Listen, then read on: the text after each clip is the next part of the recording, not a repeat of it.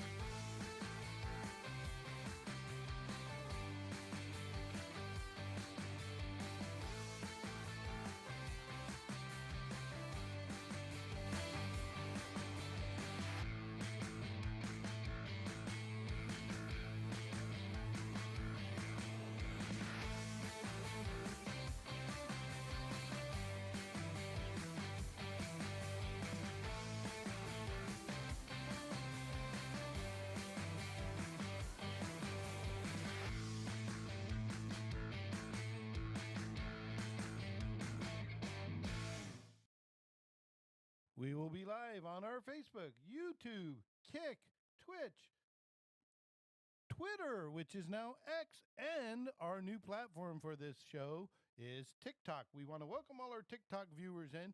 Hang tight because we're about 2 minutes away from what you can call Mr. Holy Buckets himself. That's his name, folks. If you don't know on TikTok, that's what we call him, Mr. Ray Rowdy. He'll be here shortly. All you people up in Wakefield watching, get ready because you might hear some things that went on in Depew that might interest you.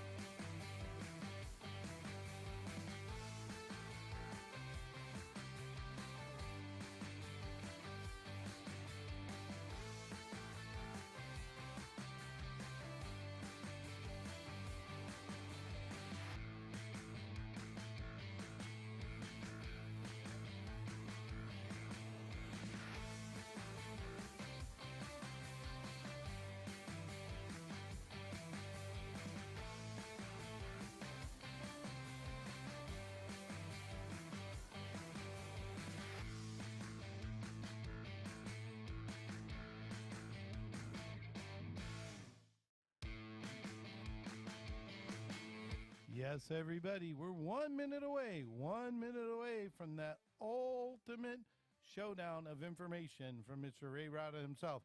I know he's been watching the boat races this weekend, but I bet you he went into those car races and got a little bit of notes for us too. And his special guest will also help you update from Depew.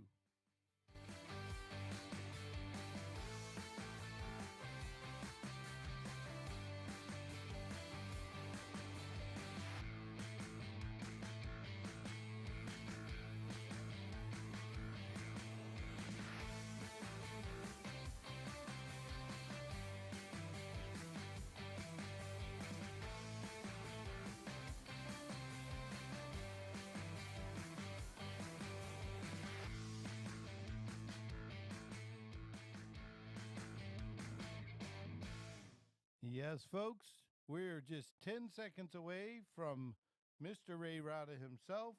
So, with no further ado, at the top of the second here, we're going to have him himself, Mr. Holy Buckets, Mr. Ray Rada, Holy Buckets himself. Ray, welcome in. Well, thank you, Kevin. I appreciate that very much. Welcome, fans, to another PoswerMist Power Hour as we kick off, can you believe it, the 1st of August already. Of course, our sponsor of Power Hour is the mad scientists, Rick and Steve Fales, who have the oldest private supplier of fuel and additives in the country. Folks, we had a great weekend of racing at the U.S. Title Series and APBA Nationals, and many of the winners in that race this weekend were PoswerMist users. So when you want to run up front, see Rick and Steve for all your fuel needs, along with any additives you may have need of. Remember, they do it fresh, they do it right, and you are the beneficiary of their efforts to keep you out front and to stay there. Well, it was great to see Steve and Haley at Depew this weekend. Unfortunately, Steve Fales had some motor issues, and they can grab you from time to time. And let me tell you, they were working overtime on Steve this weekend. But it was great to have both Haley and Steve, Haley, Steve's daughter, and they were with us the whole weekend. Hopefully, they'll have a better week up at Wakefield as they begin the trek on the Stock and Mod National up at Wakefield, Wisconsin, on the Upper Peninsula up there. Well, I asked Trent Solario last week, the president of the Depew Men's Club, what he felt like when the last trailer left the shoreline at Lake Depew, and he answered, "Summer is over." Well, here we are already in August, and hard to believe summer's gone by so quick. And in fact, I've got grandkids that start school next week, so strap in and get ready for the ride, I guess. Well, tonight up at Kokomo, Indiana, the High Limit guys are up there with Kyle Larson and Brad Sweet's group. I think they checked in with 31 cars tonight. Again, the first prize of $23,000 up for grabs. And boy, by the way, Rico Abreu has been running. He might take more of Kyle Larson and Brad Sweet's money, as he won the last one over at Grandview Speedway over in Pennsylvania. And it was really interesting. He not only took the feature from Larson, but then he went on to take a World Outlaws race the next weekend for $20,000. This past weekend, he was the winner over at Knoxville, Iowa, as he took the All-Star feature. So he's taken money from all the major groups of wing sprint car racing. I made myself a note to talk a little bit about a young man named Corey Day out of California. And I wasn't sure if he'd be at Kokomo tonight, but in fact he is. He is 16 years old, and he has just put together a heck of a program, and he actually leads the points for all wing sprint cars here in the United States, including all the World Outlaw and All-Star regulars. And he's beginning to come east and participating in some of the bigger races, so watch for him. He's quite a talent.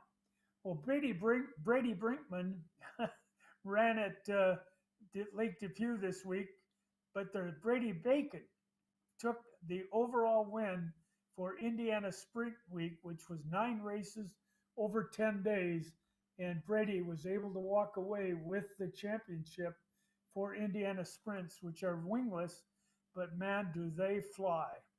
Well, in NHRA news, they completed the Western Swing of having gone to Colorado, then up to Seattle, and then over to Sonoma, California. And with that, some action took place not only on the track, but also off track, as the Flying H drag strip near Kansas City. I think we told you last weekend that Heartland Raceway at Topeka was going to be off the schedule from now on, and the replacement will be Flying H at Kansas City to be able to be on the schedule next year. Well, J.R. Todd was gone from the winner's circle for a couple of years, but he took the DHL funny car to the win at Sonoma, along with Justin Ashley in the Top Fuel. And Justin Ashley has just really been on top of it. I think this was his 4th win of the year, and he leads, of course, the championship in points.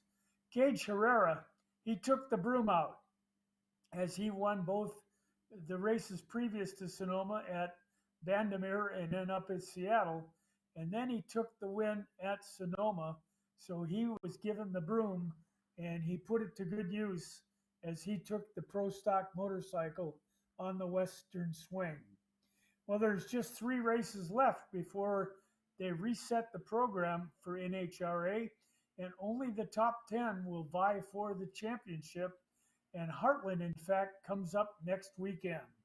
At Richmond this weekend, a popular win for Corey Busher of Roush Kozlowski team, as he took the win with Hamlin 2nd and Kyle Busch for 3rd.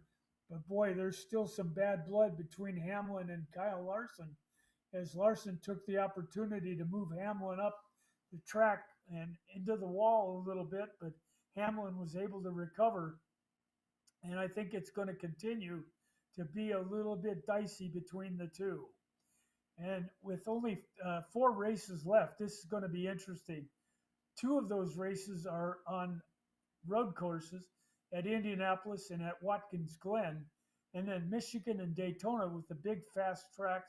So there are 4 races left, and there's some guys that are going to need a win to be able to get into the championships with just an 18-point cushion for Michael McDowell. He's in the 16th spot, and Ty Gibbs is right behind him, and he seems like he's going to be a shoe-in for the Rookie of the Year. But Ty Gibbs has a chance as a rookie to get into the championship race. Well, I just want to give a shout out to the mayor of Depew, Dan Hofford, who I spent some time with. I've known Dan for many, many years, and he was just everywhere over the weekend and responding to the needs of the men's club, but also to the racers and to the fans as we went through the weekend. And Dan is pretty optimistic that we're going to see some activity on the lake as the U.S. EPA has gotten involved, and hopefully they're making presentations to them, and hopefully we can get the lake cleaned up, not only for the racing, but also that lake was a pristine lake in its time, and in fact is spring fed. Anheuser-Busch used to come up and take chunks of ice out of the lake and take it back down to St. Louis and actually brewed beer with the ice from Lake Depew. That's how clean the water was. And hopefully they'll get it back to a pristine piece of ground as well. Well, the men's club, in their effort to ensure enough water to race on, went through some yeoman's work. And we're going to bring in our guest, Jackson Lightcap, here in a moment. But I just want to set the table a little bit. With Mother Nature helped a little bit in getting enough water into the lake with a huge storm that hit Chicago. It raised not only the Illinois River, but it backed up into the lake itself. And the dam was put in to hold water, but the pressure on it blew it out, and it just destroyed the dam.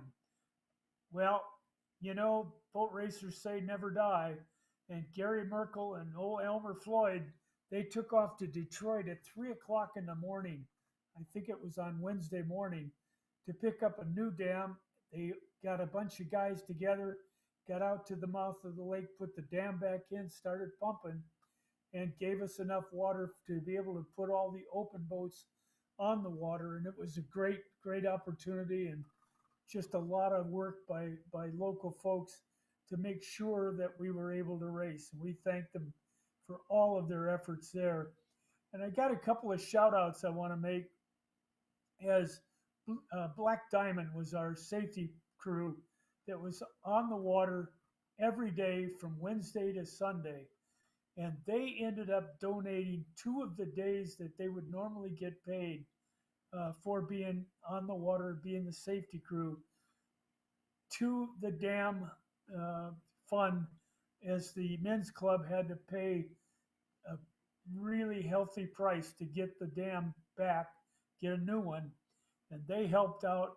And then Robbie Galetta, my goodness, Robbie was going to donate $2,000 to the winner of the top hydro, which is our capsule class in 1100 hydro. He was going to donate that for the first place, 1,000 for second, and 500 for third.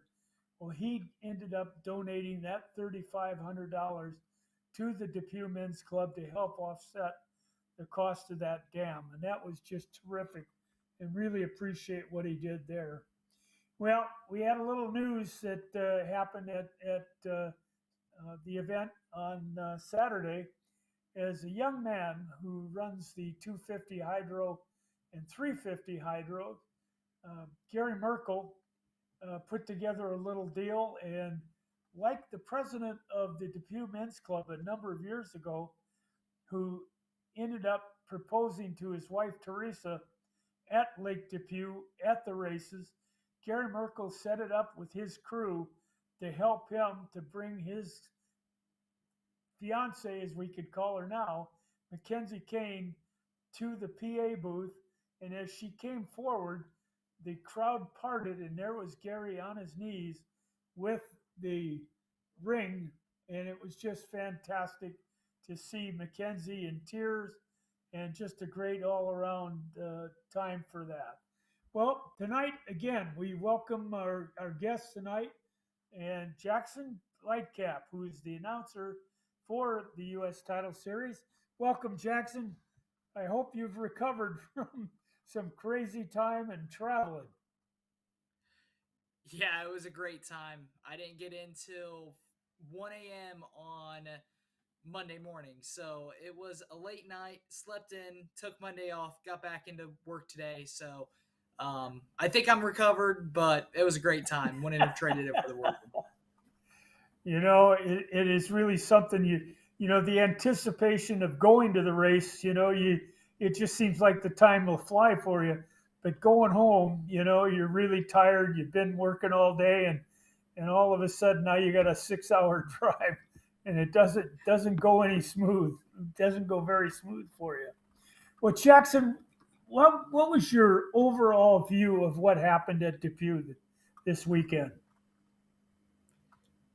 It was a great time. It was one of the best times I think I've ever had in my life. I mean, the city of Depew, the village of Depew, and all of the surrounding communities of Depew, they know how to put on a show. They know how to show out. And, some of the fans that I've been able to interact with there and had the opportunity with, they're some of the most kind-hearted people and some of the best fans that you will ever meet at any other sporting event. I mean, we had about 15 to 20,000 fans on Saturday and Sunday. It was absolutely incredible. The Depew Men's Club put on a great show. The racers put on a great show. It was just all around a feel-good time, a great time, and I'm already antsy to get back there for 2024. Well, you mentioned the crowd, and people just don't understand how you can pack that many people into a lakeshore. But when you turn around and look down the lakeshore, they go from the first turn all the way down to the bottom turn, and they're 8 and 10 deep, and families come together. It's really interesting. I was visiting with one of the guys that puts on the race down in Oklahoma, and he was asking me about the crowd, and I said, well, they do a number of things to bring people in, one of which is during the weekend of Depew, the high school has a reunion, and the reunion is not specific to a year. But if you went to Depew High School any time that you were alive, you were welcomed back for every weekend that they race at Depew. That's also the reunion time. So they're drawing people from around the country that come back to be involved in what they grew up in. Oh yeah, it's wonderful. They put on a great event. Some of the food that I had there, especially underneath the pavilion that the Depew Men's Club was serving, that's got to be some of the best cheeseburgers and brats I think I've ever had. In fact, I came home and had a cheeseburger, and it was nowhere near as good. But that's neither here nor there. It was a great time. It was a wonderful time. I had a wonderful time talking to some of the fans, interacting with them, interacting with some of the racers. We also saw some very, very close heats as well. You bet. Well, Donnie Joe Hoffert is going to be happy to hear you talk about his cheeseburger because he is on the grill most of the time. So he should have some fun. It was wonderful. It was wonderful. Well, and yeah, go ahead. And one of my favorite things that we were able to do at Depew, and we did it for the final flight of the weekend. And it's something that I want to get into doing a little bit more as the years go on at Depew. But we actually were able to select a couple of kids to come up and announce 30 to the 3 into the mic. And seeing some of the kids and their face light up with the opportunity to do that, the round of applause at the end once they were done, it was just a great moment. And that's some tradition that I really want to carry on, not just that for Lake Depew, but also for other races on the title series circuit. Because, I think that's a way that we can get fans more involved, get kids more involved in the sport, and it just makes it more fun.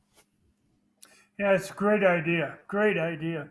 It's fun because like when you're doing the award ceremony right there behind the PA booth, the kids, we've always asked the guys to bring their boat up, and I'm telling you, when those kids see that boat, and a lot of our drivers have let them jump into the boat, take a picture of them in the boat. And I mean, you just got to react to the fans, and to be able to do that will help grow the sport as we go forward from there. Absolutely. Fan interaction will always grow a sport. And, you got to start with the youth. If you could start with the youth and interact with some of the youth, when they get to adults, they're going to love the sport twice as much as the previous generation. And, that's our goal right now, is to try a wonderful sport. Yeah, it really is a great I, sport. Well, go ahead. Oh, I was done. Okay. I think I cut out for a second. I think I glitched out, but no problem, Jackson. One of the things, Jackson, I was thinking about is as I was driving home, the amount of work that the title series put together to be able to put this race on. And I think about, of course, our friend Big Pal, Paul Bosnick, and Pete Neidall, our president of the title series, along with Denise Eldridge and of course, our inspectors that were on the job looking at all the drivers after they finished heats to make sure that they were within compliance of the laws on the boats and the engine. It was just an amazing sight to watch, wasn't it? Oh, absolutely. Everybody working together as one to put on a great event out on the water. Being a part of that, I felt like we were all working really well as a team. And, the saying teamwork makes the dream work is true, because when you work as a team, you can accomplish anything. And I think those guys and gals that you just mentioned, they put on a great show this week, and they should definitely be proud of themselves. Yeah, we had a lot of help on the barge. I want to give a shout out to those folks that are out there doing the scoring, the timing, doing the clock and the flags and that type of thing. I sometimes am wondering if fans really know how much work goes on behind the scenes to be able to put the product that they see on the water.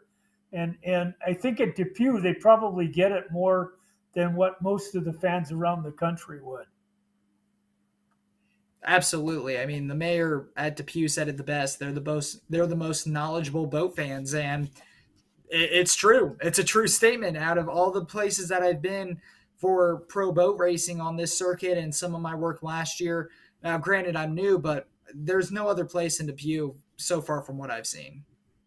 Yeah, it's just a wonderful place. I can tell you, I loved it growing up.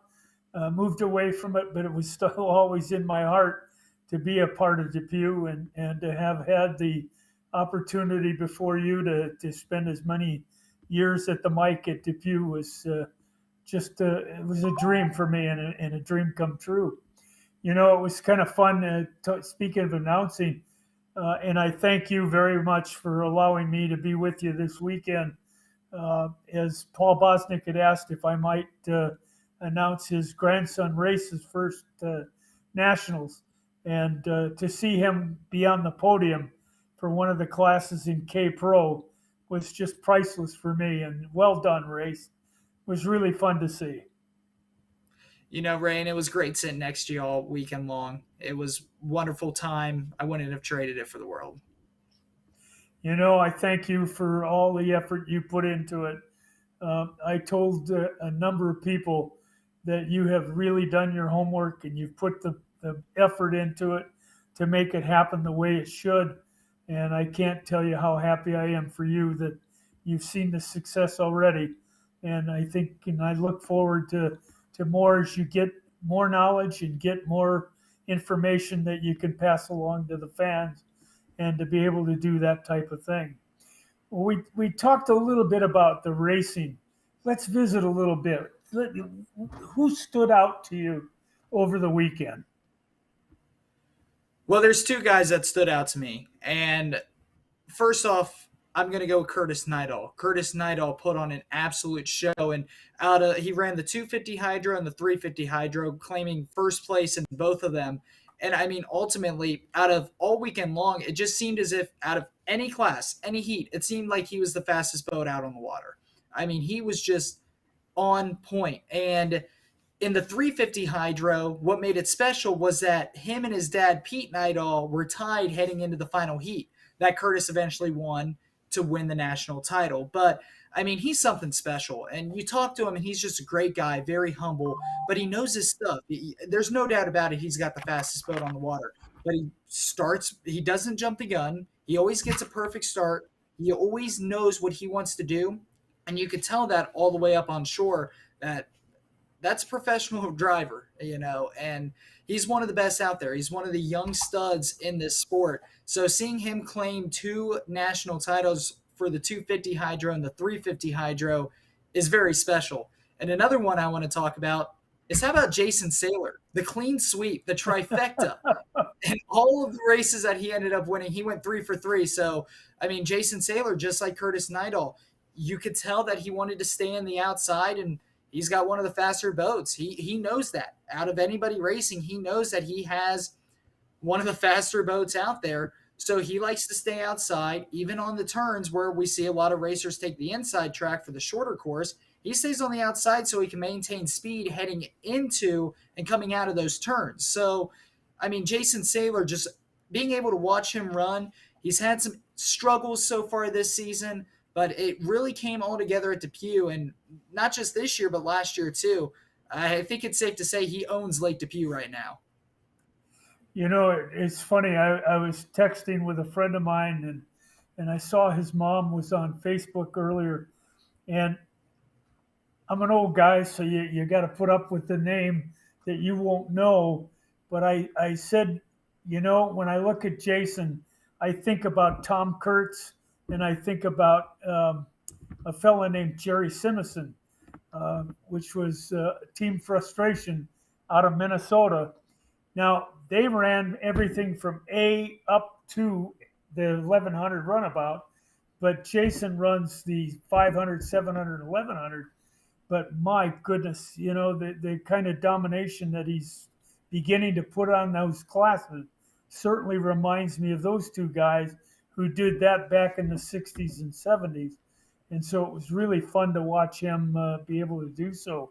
One of the, we were given some shout outs, and I'm grateful. Abby Bosnick sent me a note, and here's somebody that we need, or a couple of guys we need to thank.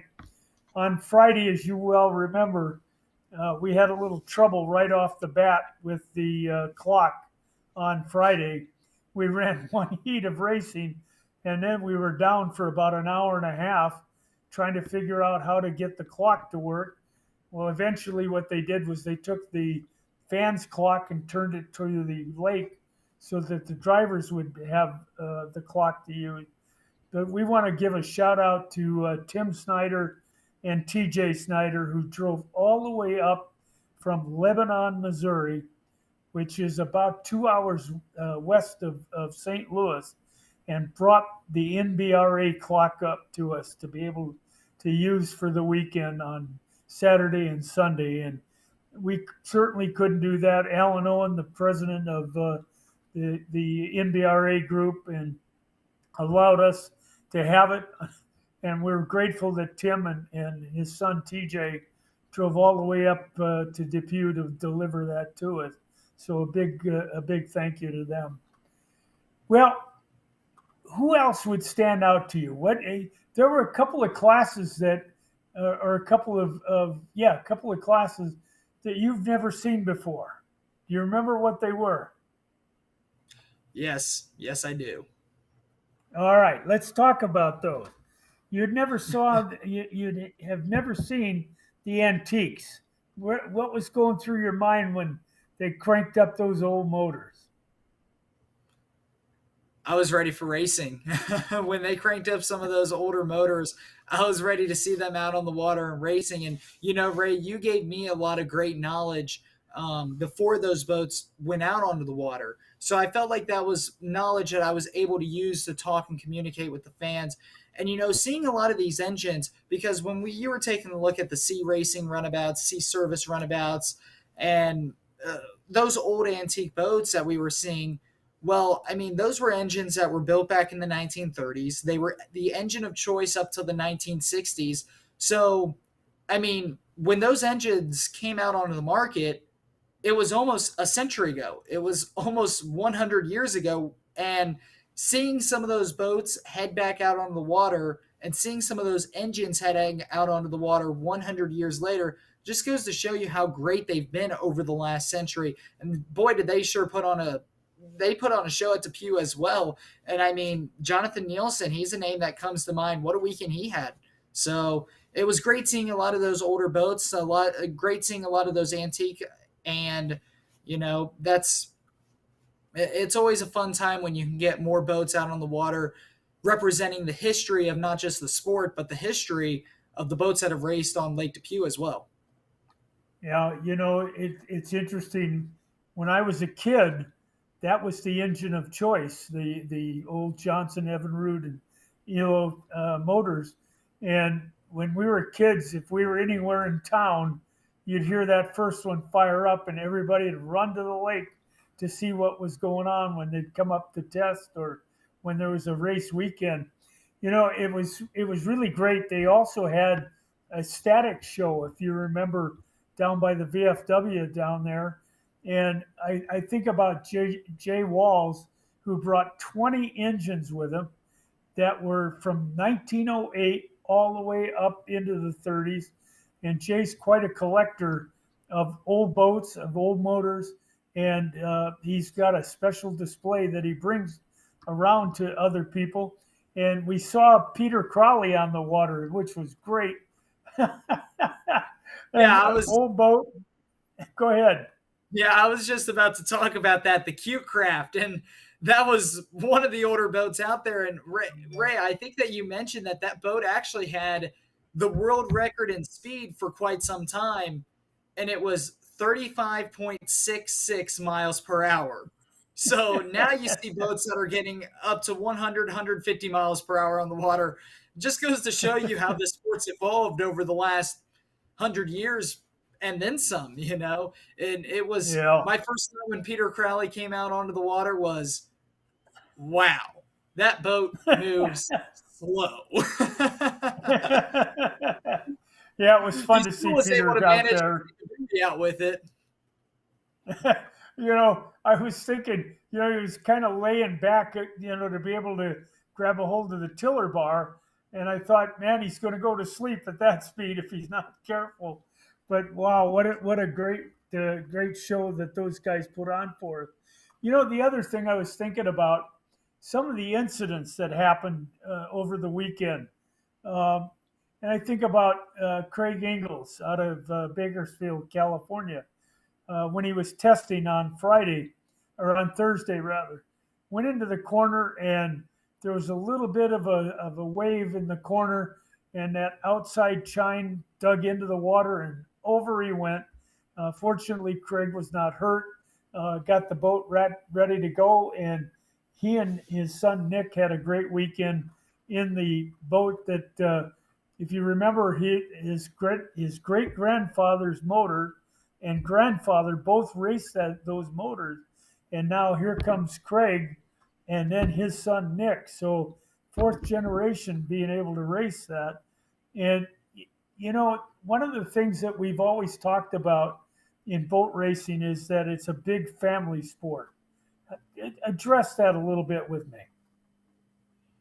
I mean, yeah, you see racers fourth, fifth, sometimes even sixth generation racers. I mean, look at the Kurtz family. The Kurtz family goes all the way back, many, many, many years ago, and now it leads up to Andy Kurtz, who's running right now on the water. The Eldridge example of that.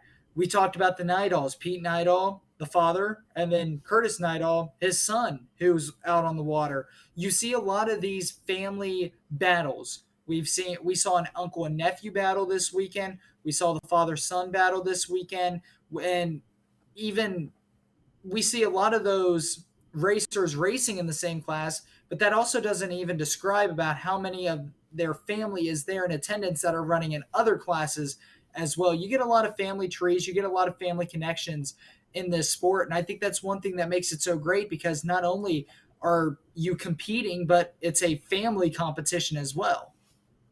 Yeah. It's funny because Jerry Davids was there and won the 350 runabout class again. And Jerry is had his two grandsons with him. They are the sixth generation racers out of that family. And of course, Cooper Thompson, a fifth generation, as you said, with the Eldridge family. So, and even the Nightals, Pete's dad, Ray, raced for many years and was one of the great mechanics and really an innovator with Evinrude up at Waukegan, Illinois, back a number of years ago. So a lot of folks up there that have been really involved in racing for a long, long time. And like you said, you got cousins, you got brothers, you got the whole mix that's out there running. The Ellisons are all part of that as well. Is their dad, Pete Ellis, not, I'm going to blow this, Pete Helston, and then of course Chris, and then Christy is a Helston, and then her kids have all raced as well. So there's just so many things that you see in terms of family sport that really were quite fun. What what surprised you about the weekend? What was the thing that you kind of went, oh, I never knew it. I never expected that. It seemed like a lot of boats were getting holes in them. I did, didn't really expect to see as many. I think we saw two or three boats just on Saturday alone end up leaving with a hole on it. And the great thing about it was, I mean, Jersey Holman, he was one of those had a hole in his boat, and he was able to get it fixed Saturday night, and he went back out and raced on Sunday, and he ended up claiming runner up in the 1100 runabout. So that's something I didn't really necessarily expect to see, but I mean, kudos to Jersey Holman for getting everything back together, and he was able to go out and claim silver in the 1100 runabout. It was really interesting. There's a great picture on Facebook. If you have not yet seen it, just type in Jersey, Jerzze, or Zee, Holman, Holman. And there's a ball of water that is covers him. You can't see Jersey in the picture. And what had happened was he put a hole in the bottom of the boat, and the water was hydraulicking from the lake right up into him. And it actually, he hurt his face a little bit from the amount of water. Jersey said he saw 100 miles an hour out of that 700 runabout. So when you think about the kind of speed he's going, and then the amount of water and the pressure that gives him, I mean, you can really get yourself into some trouble there. And Ray, one thing that when he was racing in the 700 runabout, he was in the thick of things. He was in the mix. And then you saw him storming back to the pits at full speed, just riding back into the pits. And my first train of thought was, did he lose control? Is there? And it looked like he was waving to the shore, looking like he might have lost control. And with how fast he was going, that was my first thought, that he lost control and he's signaling everybody get out of the way. But then you come later to find out that he had a massive hole in his boat. And I just thought it was insane on how just overnight he was able to fix it, go get back out there on Sunday and claim second in the 1100 runabout. So again, tremendous job, Jersey Holman. He's been one of the young stars in the title series this year, and he capped off a great weekend for you as well. Yeah, he and Melanie Belay, his significant other, had a great weekend. They had a lot of fun. It was kind of fun to see because you had Austin Vanover and his wife were out there, and then you had Jersey and Melanie. So you've got a husband, wife, significant others, and then you have friends, you have brothers, and so that 1100 runabout. And I have to give a shout out personally to my nephew Nick. This was his first time in a runabout. He had never driven one before, but he ended up in the 700 runabout and then raced in the 1100. And I commended him for his starts because he stayed out of everybody's way. In fact, he purposefully started a little late and said, you know what, I'm not going to get into somebody's wake or somebody's trouble and cause an incident. So I give a shout out to my nephew Nicholas Watelka, and it was really fun to watch him, and he had a good time. He really did. So um, when you look at some of the winners, what are you looking at? Let's talk about, maybe let's point to 4 or 5 classes and just talk about some of the things that we might have remembered about what happened. So you pick out your favorite class that you saw, and let's just visit a little bit. Oh boy, I'm gonna have to scan through my notes real quick. I got all the final Uh, results right here in front of my face, but well, you let's know, take the 1100 runabout we were just talking about. Let's do that one. What's your recollection of it, and then we'll see where we're at. well, that was one of the 3 classes that Jason Saylor won. Jason Saylor won it with his deck rider Dominic Trollian, and just like what we were talking about him earlier in the show, speed is his game, and it all you get the sense that it was going to come down between Jason Saylor and Jersey Holman. So Jason Saylor was able to close it out in the end, just able to edge out Jersey Holman. Vanover got third. It was a tremendous class, but you could tell out there on the water, the only racer who had a chance to take down Jason Saylor was Jersey Holman, and it all came down to the start, and Jason Saylor had a better start. I think about Nick Hoot, who was the defending champion, and it was interesting to me because um, Jason won the first heat, and I think Nick got second, and then in the second heat, Jersey Holman won it, and Jason had trouble and didn't finish the heat, but Nick Hoot finished second again. So we went into that third and final heat with 600 points for Nick, 450 for Austin Vanover, who had finished third in both heats, and then Jersey and Jason were tied up on points. So we're figuring, okay, how's this all gonna, I mean, at that point, Nick had a chance to take home the title, even though he hadn't won a heat, but he'd finished both heats. So they get ready and they go out into the third heat, and all of a sudden, we're all watching him come up the front straightaway, go down the back stretch, and then all of a sudden, everything changed. And that was when Nick Hoot's chine, he dipped a chine and it pitched him out. I don't know if you saw a picture of the boat, but he took a piece of the boat with him when he went and ended up in the water. Brady Brinkman, who was his deck rider, stayed in the boat somehow, but Nick went out, and that changed the whole pattern again because we had to stop the heat and rerun it, and that then gave uh, Jason exactly what he needed. And we've always said, you know what? You don't back into a championship. You win it because you were there, and you win it because you were on the water and you finished. And Jason certainly had the speed.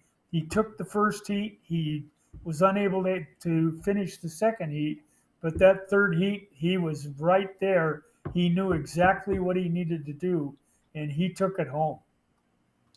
Yeah, absolutely, Ray. I mean, Nick Hoot, what happened was tragic, and it was a scary situation at first because it took us a while.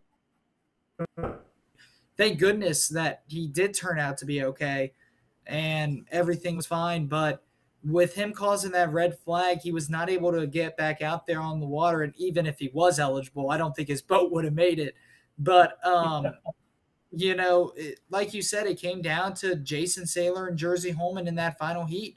And Jason Saylor was able to pull it out. But, I mean, that's really the big what if in Depew is if Nick Hoot was able to finish that.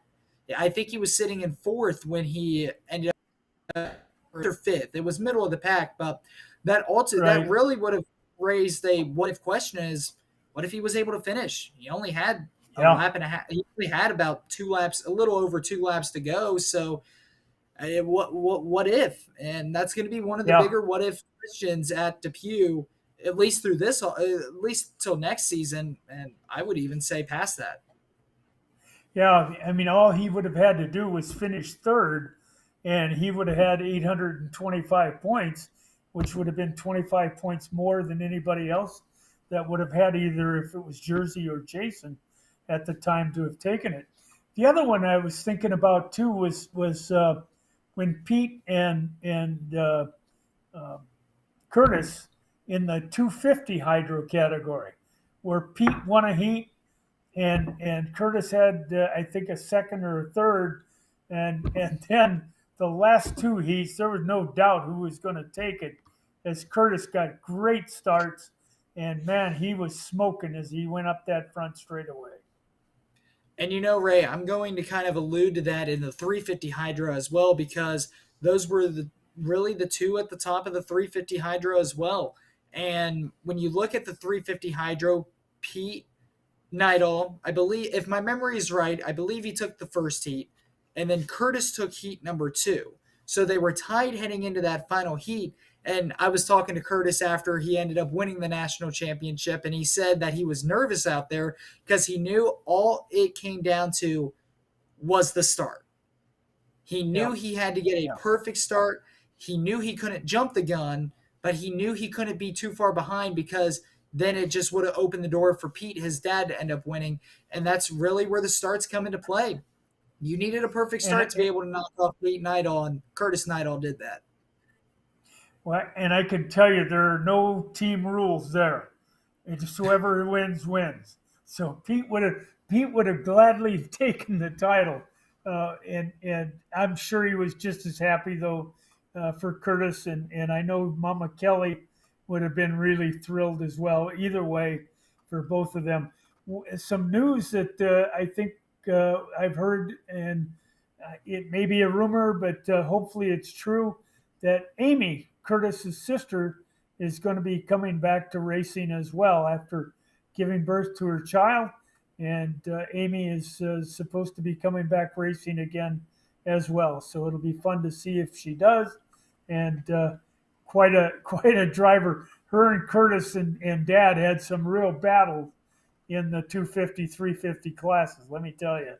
And Amy also used to drive the capsule boat for the Thurlby team as well, and won many of the championships in that class at Depew for the Thurlby Automotive Group. So fun to see if she comes back and gets with it again.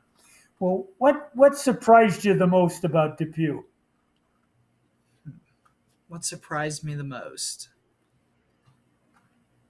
That's a great question, Ray. Racing, people, the city, anything. I think I'm going to have to say the turnout. I mean, the turnout at Depew, I was expecting a big turnout. I was expecting between 12, 15,000 fans. And then I remember mid-afternoon, I looked over on Saturday and I was like, whoa, there's about 18, 20,000 people here. It was, I already knew that the crowd was going to show up big. They were going to show up loud, but I did not expect it to be, they blew my expectations. And that was great. That was a great thing to see. It was interesting for me on Thursday during test time. There were probably a couple 3,000 people just watching the guys testing. No racing going on, but guys trying their props and making sure the boat was set up the way it needed to be and running the most. And then Friday, here's a work day. I'm sure there were a few people that called in sick, because the, the crowd was enormous even on Friday. And it's great that they support the men's club. And I can't tell you how grateful I am to see the effort that Trent and the group put in. It was fun to see his dad, Steve Solario, who had been the president of the men's club, and to see him a little relaxed this year. So that was great. You know, Ray, What was the most? I just thought of one more thing that I found a little Sure. surprising at Trey Solario hopped in the 1100 runabout with Austin Vanover at the intermission on Sunday. And I the president of the Depew Men's Club was able to hop in the 1100 runabout, and Austin did not go full speed whatsoever. But I was talking to Trey afterwards, and he was saying that it was a great time. He 100% would do it again. He was a little nervous at first, a little shaking, but he said that he had a wonderful time. And I told him, well, I'm glad you could do it because I don't know if I could. We'll get you there. We will get you there. Eventually, You know, eventually. one of the things that you had the honor of doing over the weekend was presenting a couple of scholarships. Tell us a little bit about what happened there.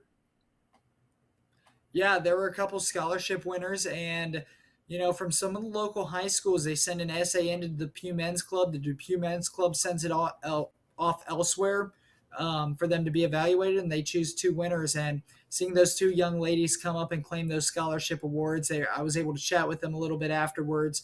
Was able to interview them on the mic and about how they felt, and very, very mature. Very, very mature kids, and you can already just tell just by talking to them. They're bright, they got a future on their hands, and it's so great to see people win prestigious awards like that, including scholarships to help them out in their future. It was really fun, Jackson, because the connection between the title series, the APBA, and the city is enormous, and to be able to help to give some help to allow some of the kids to go to school is just an enormous thing that has happened over the year. Title Series has given scholarships year after year after year. So this was really a great opportunity to participate in the community itself by doing that. Well, what class surprised you? Whether it was the number of boats, yeah. What class surprised you? Oh boy, you're gonna make me dig through my notes. It's been a long couple of days. I remember that I remember there was this one class that had 13 boats in it, and I believe, if I'm not mistaken, it was the 175 Hydro. They had 13 boats in it. We had to split it, and we had to run heat 1A, heat 1B, heat 2A, heat 2B. And that surprised me because that happened on our Friday. And I remember looking at the schedule on Friday, and that was the first split class that I've been able to witness this season with being with the title series. And that really just jumped in my mind on how big of an event this is, how many racers are here that haven't raced with the title series this season. And it really reinforced the fact that, whoa, this is like the Super Bowl of boat racing. Yeah, really, it's so much fun to see the number of boats that we had, and I'm a little jaded because I'm as old as I am, but I can remember when we had 500 and 600 entries at Depew. We had pretty close to 200 this weekend, but when you saw and the lakefront was way different because you could put boats right down on the shoreline, and it wasn't as steep as what we were seeing this weekend. And so you had trailer after trailer after trailer, some double parked sideways in front of somebody else, and to see the activity where the drivers. One of the things that the men's club is really would love to have happen is some of the smaller trailers to come down on the lakeshore, like we saw the Kurtz and the Paynes right in front of us. I'm sorry, not the Kurt, the Creers and Paynes right in front of us. so that the fans can see the inner workings of what happens and how they start them, how to get them into the water, that type of thing. It just was it was fun to see. So hopefully we'll keep growing and see what's coming out from there. What was most disappointing to you?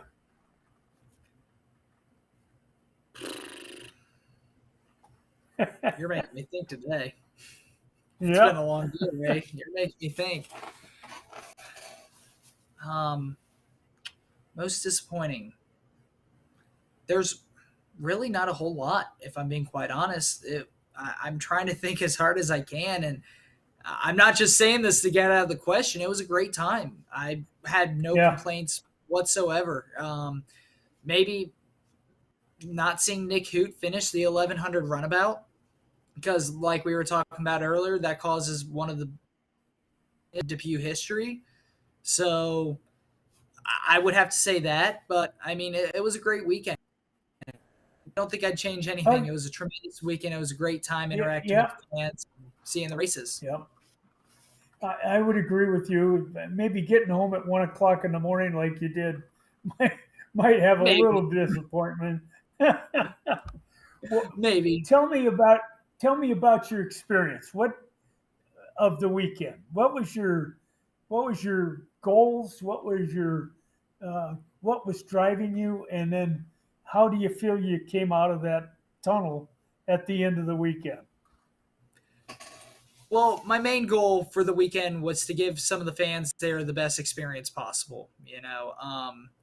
Taking over for you, Ray. I'm having to fill the shoes of a legend here, and it's been Not at all. absolutely amazing over this past year. So I just wanted to go to Depew, and I knew heading into Depew that this was the biggest event that I've ever broadcasted, and I just wanted to try give my best ability to those folks at Depew, because they're so great. They give the title series and the Depew Men's Club their best ability, to allow them to put on a great show. And I think that's something that not just me, but all of the title series and all of the men's club owes back to the village of Depew. And I wanted to be able to give that opportunity. Um, and at the end of the day, I think I did a pretty decent job, and it was a wonderful You did a time. It great was job. wonderful. I was able to meet many great people there, and my main goal at Depew was to go there, give the fans what they deserve, and have fun. Have fun. I mean, I was gone out of town for a couple days. I don't I don't consider announcing work, so it was a vacation for me. Able to talk to some people, You talk to hear some that, race. Kevin? Don't pay him, Kevin. Man, you're gonna get me a pay cut now on Kevin's terms. But it was a great time being able to talk to the fans, interact with the fans, interact with some of the drivers there, listen to the live music. Was able to take part in the banquet on Saturday night. Even just I appreciated everything, even just staying in the hotel at night. After we had 114-degree heat index or whatever it was on Friday, it was great sitting in a hotel that I had the AC cranked at 60 degrees. So if Kevin was with me, Yeah. he would have never allowed that because he's a reptile and likes it hot. But You know, you mentioned the banquet, and I would be willing to bet my bottom dollar that being able to put a name and a face together when you're announcing a race and you say the name Marshall Eldridge or you say the name Jason Saylor or whoever, to be able to then put a name and a face together, that was really a fun part for me. I'd meet new people. I'd be calling their name during the race, but had no idea who they were or what they looked like. And then at the banquet to be able to call the name, that's him. So that was one of the things that I really enjoyed over the years. and that's something that I've enjoyed at all the awards ceremonies this year. I've been being able to announce the awards at the end of the races, whether it was at Pineville or Pleasant Prairie or Constantine or at Depew. I was always able to put a face to the name. And that's really helped me start to memorize some of the racers, get a little bit more comfortable going out and talking to them and getting more comfortable interacting. And, I consider it another family. It's been a great time. Yep, great time. Well, what haven't we covered that you'd like to talk about? Well, Ray, I want to talk about this real quick. There's two more classes I want to talk about.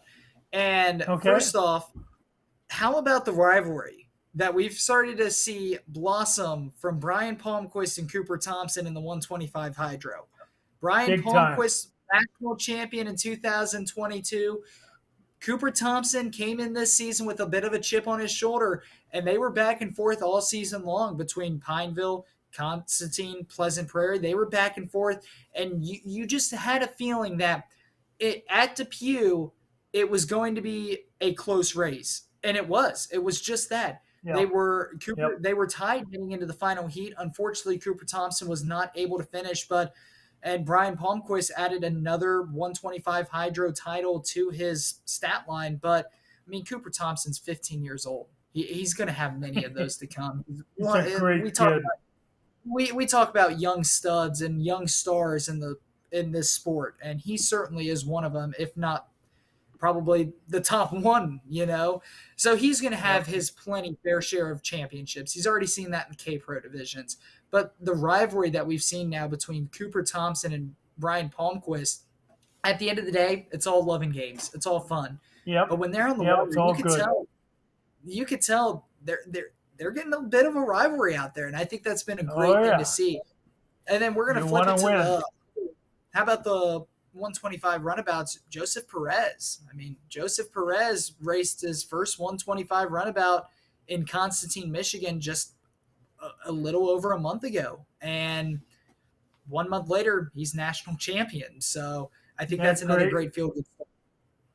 It was really fun. And then, of course, we saw him in the K Pro. Was it K Pro runabout? If you remember, he had the number 7 with the heart on it in honor of his cousin Mason, who had the heart transplant. And just a great family. Joe, his dad, and I was so happy for them to see that championship come their way. One that I looked at and I thought, what if? And that was Ethan Fox. Ethan had some real opportunity in the 175 and in the 125, and it just didn't go his way. He jumped the gun in that one heat, and that just really kind of put him behind the 8 ball when he did it. And so it was disappointing to him, I'm sure. But what a great young man, and just has grown over the years that I've watched him in the 125 and 175 class. So it was good to see him again right up in the top. And one of the other ones that I visit about is the winner of the 175 category. That was Rex Baer, and it was great to see Rex, young man out of Wisconsin, the National Wisconsin, and he is just one of the nicest young guys that you'll ever see. And Mike Wyden of WPT, Wyden Performance, is helping him. And what a great job Mike has done to help put Rex's program together. And Rex went out there and won the 175 category. And we were kind of thinking about this. We lost a couple of longtime racers in Marty Stahl and Tim Small, and they had to be smiling when they saw Rex come home with that championship. So I'm sure a cigar was lit and a beer was drunk around the country for Rex in doing so. Well, what else came to your mind as we were visiting? Well, Rex Baer wasn't only the winner of the 175 class, he was also the recipient of the Marshall Eldridge Award as well, which is one of the most prestigious, if not the most prestigious awards you can get within this sport. So congratulations to Rex Baer. And Ray, another interesting thing I learned about this weekend is that in the K Pro class, we just got done talking about Joseph Perez and Cooper Thompson. How about this? On their K Pro boats, they worked on it all by themselves. No adult help. I think that's something Yep. special, and that just it's going to teach them and show. It's going to teach them so much more. And like I said, there's many, many, many national titles expected between those two kids. They are two very young playmakers, and I cannot wait to see them blossom in what their full potential is over the next 20, 30 years. You know, you mentioned the Marshall Eldridge Trophy. There's a story there. Marshall was almost 80 years old and won his first national championship at Depew. Wow. His daughter, That's great. Deborah had not come with him that year. She was called and told that Marshall had won. She jumped in the car and drove from Atlanta, Georgia, all the way to Depew, and we hid her so that when Marshall came up to receive his plaque, it was his granddaughter Deborah that came out from behind the curtain and gave him the trophy. So that's a little bit of the story on the Marshall Eldridge Trophy that Marshall III and his family have put together for that. So it was just a wonderful thing to watch as an almost 80-year-old guy wins a championship at Depew. Well, That's one great. thing that I wanted to visit a little bit about and give a shout out was to my niece, Corey Watelka. Corey was our camera person the whole weekend, and we were able to stream live the races. And we were kind of looking around at one another thinking, how are we going to do this without a camera person? And I talked to Corey, and she jumped into it and did a great job. And it'll be fun here in a couple of weeks. And let's give a little bit of a shout here that you can sign up for our test lap at boatracingtkdssports.com for $29.99, and you'll be able to relive Depew once again over the winter or anytime you want to, as you call it, on demand, and be able to do that with the test lap. And of course, Kevin, you've been involved in some racing as well, and have those races going to be coming up. Is that right? Absolutely, absolutely. Hey, bye, hi Jackson. I'm listening here in the background, and the social media is just going nuts about you, buddy. So you got to get on Facebook, YouTube, and all our social media platforms and just read all the comments people are saying about you right now. Good I and will. bad. I will. Good and bad, but 90% all good. So you're okay. You're safe. I don't know about that comment about not working, not wanting to get paid anymore. I think that's brought a little bit of some flavor in here, but who knows? Well, yeah, Ray, we were at an inboard race this week in Rocky Fort. So big news story here was last year Jackson went to Rocky Fort with Matt and did the race. You remember that race, Jackson, last year as an inboard race, and I was at Depew with the craziness going on with the Super Nationals. Well, we flip-flopped this year. I got Rocky Fort. He got Depew, which was great for him to experience and see Depew, because with what's going on with all the people there in the title series and stuff, Jackson's starting to fit in real good with them, according to the chat at least. It looks Yep, like they're really starting to pick absolutely. up on you there, Jackson. So that I was probably really good. Huh? I probably drove Jackson crazy this weekend, but I just want him to know, and he was really done a great job and successful, and it'll be fun to watch this as it goes forward, Well, Jackson. some of the But times you these did a young guys great need job. us old guys around to help them along and poke them a little bit late. Don't forget this story. Don't forget that, because we know it, they don't. And I'm sure you had a lot of that going on with you, Jackson, this weekend. Yeah, we did, Which is great, but because It was needed. It was needed. exactly. I'm That's what happy it's to learn. about. Being an announcer and being the broadcasters, we also not more than just the race to show. We got stories to tell. We got the race within the race. We got the history within the race. And when there's dead time or dead air time, which, by the way, due to some things you guys have, because that's where I go crazy on the technical side here. Everybody's asking me on social media, why is the race starting? When's it happening? Why ain't they showing the race? What happened to the camera? Why is it not moving? And I'm communicating to Jackson. What's going on? What's going on? What's going on? Update me. Update me. Update me. He's trying to do a job too. So we appreciate Yep, every bit of it and exactly. putting up with me too, trying to put up for everybody and doing a good job. But you guys did a great job. Hey, your niece, it is your nephew Corey, My did niece. your niece. Great job on the camera. We can't wait to talk to her more about more opportunity for her. Because in reality, looking where Jackson came from, if you knew his story, how he got in touch with us and where he's at today, that's what we're about Yep. at TKDS Sports. Not just that we want to put on boat races and bring content to you guys, but we also want to mentor and bring people like Jackson from high school level up into our programs and get them so that they can share their technical capabilities with the rest of us that would never met Jackson this past few days at Depew. He never got this opportunity and stuff had we not mentored him into this. And that's what we do. And Jackson's a great guy. Wouldn't have anybody else doing it for us. I'm so proud of Yep. Jackson just to be able to give you the reins of that and say, hey, take it over and let you work with me and put up with me to get it done and get it on air and get it announced for the fans. It was a great job. He did a great job. I have to tell you, we got a lot of compliments on him, and he's interacting well. People came by, fans came by, talked about how good he was doing and what he's already learned about it. So I congratulate you, Jackson. Yeah, We're and not going to give you a big head.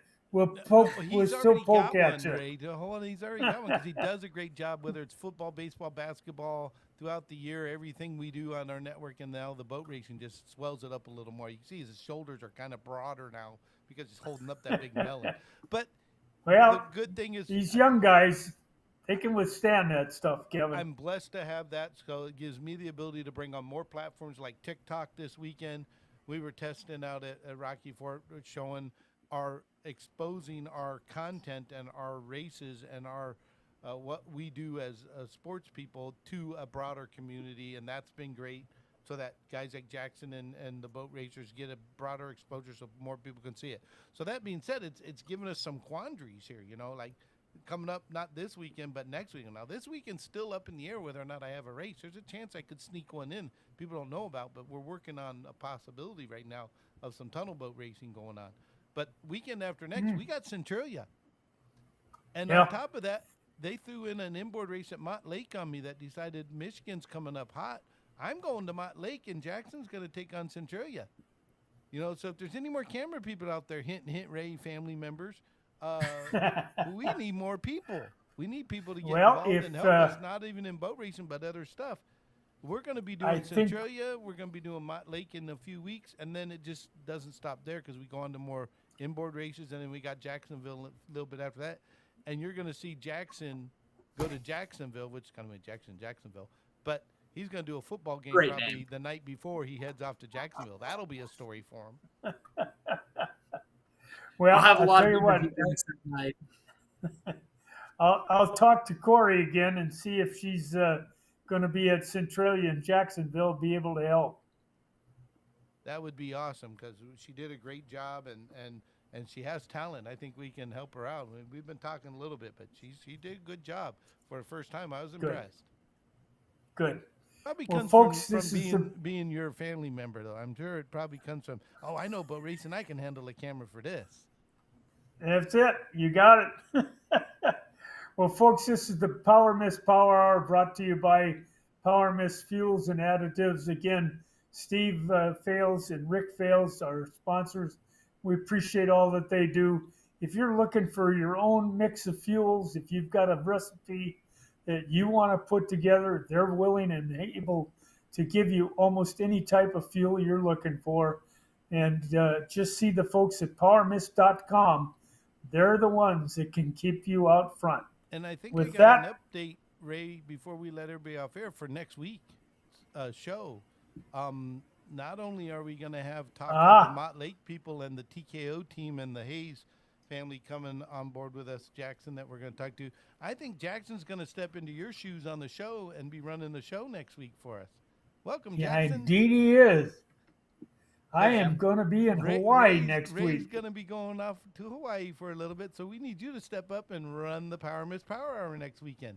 Not only are we going to get with John Matthews and get the information on Centralia and the MBRA people for you, But me and you got to talk about the TKO boys and what they're doing in their racing with Thompson Racing, with the GPs and everything, and the guys out of Michigan from Hot Lake.